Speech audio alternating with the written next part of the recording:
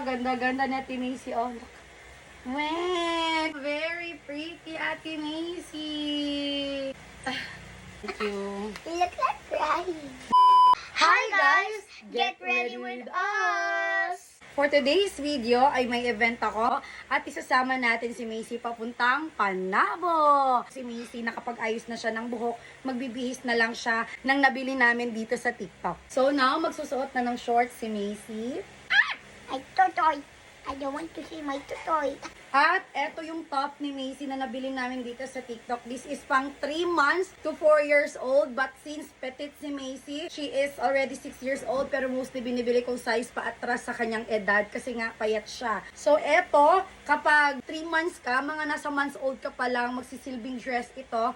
But of course, for Macy, magsisilbing top na to. Okay, let's wear it lang na. Wow! Very pretty, Ate Macy! Layo. Thank you. You look like crying. Ganda-ganda ni Ate Macy, oh. Look. Weh! Kiss me, man. Kiss.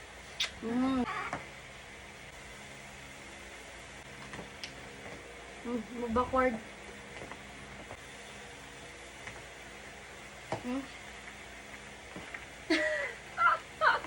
See you, Panabo!